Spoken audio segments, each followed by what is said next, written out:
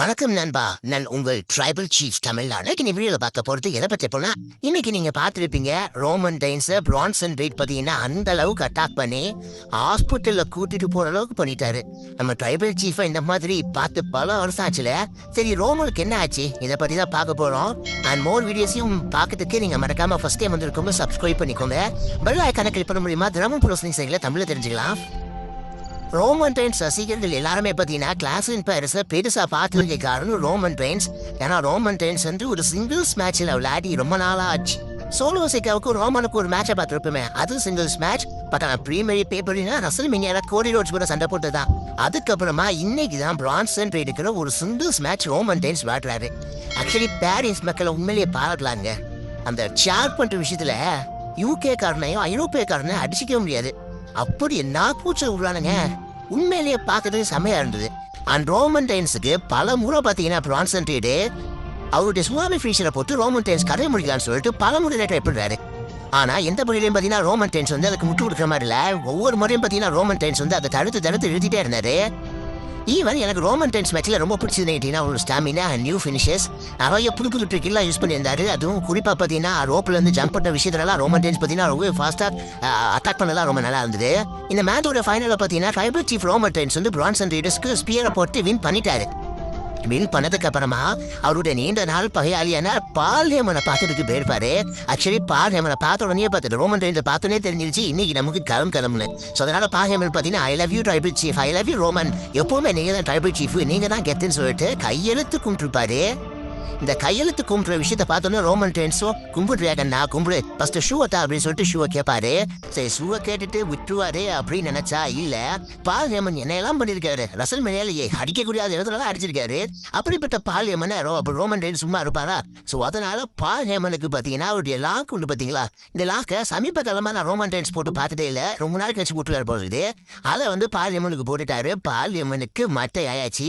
Actually Roman Reigns போட்ட உடனே பார்த்தீங்கன்னா பால் ஹேமனால எதுவுமே பண்ண முடியல, டேப்லெட் மட்டும் தான் பண்ணிட்டு இருக்காரு. ஸோ யாருமே தடுக்க வரல. ஸோ அதனால ரோமன் ரெயின்ஸ் பார்த்தீங்கன்னா பால் ஹேமன் அட்டாக் பண்ணிட்டாரு. அட்டாக் பண்ணி முடிச்சிச்சு.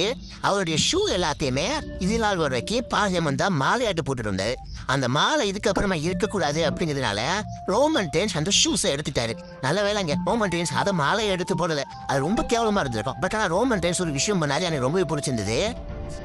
அதாவது ரோமன் என்ன பண்ணான்னு பார்த்தீங்கன்னா அந்த ஷூஸை அப்படியே ரசிகர்கள் மத்தியில் கொண்டு போய் ஒவ்வொரு ஷூலையும் ரோமன் ரெயின்ஸோட ஆட்டோகிராஃபை போட்டு ரசிகர்கள் முன்னாடி தூக்கி எறிஞ்சிருப்பாரு. ஆக்சுவலி அவர் தூக்கி எறியும்போது ஒவ்வொருத்தருக்கும் ஒவ்வொரு கலராக விழுந்துருக்கும். மொத்தம் 6 பேர் இருந்துச்சா, அதாவது 3 ஜோடி. ஸோ அதில் 2 ஜோடி டிஸ்போஸ் பண்ணிட்டாரு. மிச்சம் ஒரு ஜோடி ஷூ டிஸ்போஸ் பண்ணுற டேப்பில் ப்ரான் பிரேக்கர் வந்து ரோமன் ரெயின்ஸ்க்கு ஸ்பியர் போட்டுப்பாரு. ஆக்சுவலி நான் என்ன நினைச்சேன் தெரியுமா, ப்ரான் பிரேக்கர் வந்து ஸ்பியர் போடுவாரு தெரியும், ஆனால் அந்த ஷூவெல்லாம் போட்டு முடிச்சதுக்கு அப்புறம் போட்டு நினைச்சேன். ஒரு ஜோடி கொடுத்ததுக்கு முன்னாடியே ப்ரான் பிரேக்கர் ரோமன் ரெயின்ஸ்க்கு ஸ்பியர் போட்டாரு. அந்த ஸ்பியர் போட்ட உடனே ரோமன் ரெயின்ஸால் எலும்ப முடியல, ரொம்பவே டயர்டாக இருந்தாரு. சரி, இப்போ பால் ஹேமன் வந்து அடிபட்டு இருக்காரு, அவரை கூட்டிட்டு போலான்னு சொல்லிட்டு ப்ரான் பிரேக்கரும் பிரான்சன் ரீடும் பால் ஹேமனை கூட்டிட்டு போயிருப்பாங்க. இந்த பக்கம் செக்யூரிட்டி காய்ஸ் ரெஃப்ரியும் எல்லாருமே ரோமன் ரெயின்ஸை பார்த்து ரோமன் பரவாயில்லையா உங்களுக்கு ஓகேன்னு சொல்லிட்டு கூட்டிட்டு போற கேப்ல திடீர்னு அந்த இடத்துல ப்ரான் பிரேக்கர் ரோமன் ரெயின்ஸ்க்கு ஸ்பியர் போட்ட விஷயம்னா உண்மையிலேயே அன்எக்ஸ்பெக்டட், யாருமே எதிர்பார்க்கல. போட்டது மட்டும் இல்லாம இப்போ பிரான்ஸ் பிரேக்கரும் சேர்ந்துட்டாரு பிரான்சன் ரீட் கூட சேர்ந்து. ஸோ பிரான் பிரேக்கர் ஸ்பியர் போட்டாரா, இப்போ பிரான்சன் ரீட் அவருடைய சுனாமி ஃபினிஷரை போடுவாரு. 1 இல்லை 2 இல்லை 3 தடவை ரோமன் ரெயின்ஸுக்கு போட்டாரு. ரோமன் ரெயின்ஸ்க்கு அப்படி போட்டதுனால அவரால் முடியலை. ஆல்ரெடி அவர் போட்ட ஸ்பியரு இவருடைய சுனாமி ரெண்டும் சேர்ந்து ரோமன் ரெயின்ஸ் ஆக முடியலன்னு சொல்லிட்டு அந்த எல்லோ கலர் ஸ்ட்ரெச்சர் மாதிரி ஒன்று இருக்கும்ல, அதில் ரோமன் ரெயின்ஸை பறக்க வச்சு அப்புறம் பார்த்தீங்கன்னா பெல்ட்லாம் போட்டு விட்டாங்க. இவ்வளோ நேரம் சும்மா இருந்த ப்ரான் பிரேக்கர் பிரான்சன் ரீடு இப்போ மீண்டும் அடிக்கிறதுக்கு வந்துட்டாங்க. எதுலையும் குறிப்பாக ப்ரான் பிரேக்கர் பிரான்சன் ரீட் என்ன பண்ணுறது தெரியுமா, இப்போ சுனாமி போடுறதுக்கு ஒரு ஈஸி ஆகிட்டு. ஏன்னா வழக்கமாக சுனாமி போடும்போது ரோமன் ரெயின்ஸ் தப்பிச்சிட்டு இருந்தாரு. இப்போ வந்து ஸ்ட்ரெச்சரில் வர கட்டி போட்டுட்டாங்களா, ரோமன் ரெயின்ஸால் எங்கேயும் போக முடியாது, மேலே ஏறி குதிச்சு சுனாமியை போட்டாரு. நல்ல வேலை அந்த இடத்துல பார்த்தீங்கன்னா ஜே ஊசோ காப்பாற்றுறதுக்கு வந்தார். ஆனால் காப்பாற்ற போன பொருட்கே காப்பாற்றுறதுக்கு ஒருத்தர் ஆள் வர வேண்டிய நிலைமையாயிருச்சு.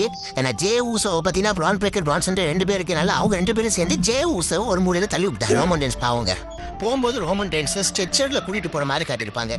ஆக்சுவலி அப்படி கூட்டிகிட்டு போகும்போதே ஒன்று சொல்லிட்டாங்க, ரோமன் ரெயின்ஸ் மெடிக்கலி கிளியர் இல்லை.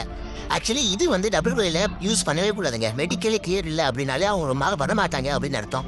இப்போ ரோமன் ரெயின்ஸ் இவ்வளோ ஃபினிஷர் ஆகினால ஆக்சுவலி எத்தனை பேரை ஓர விட்டு அடிச்சுட்டு இருப்பாரு. எத்தனை பேர் இப்படி ஸ்ட்ரெச்சர்ல அனுப்பிவிட்டுருப்பாரு ரோமன் ரெயின்ஸ்.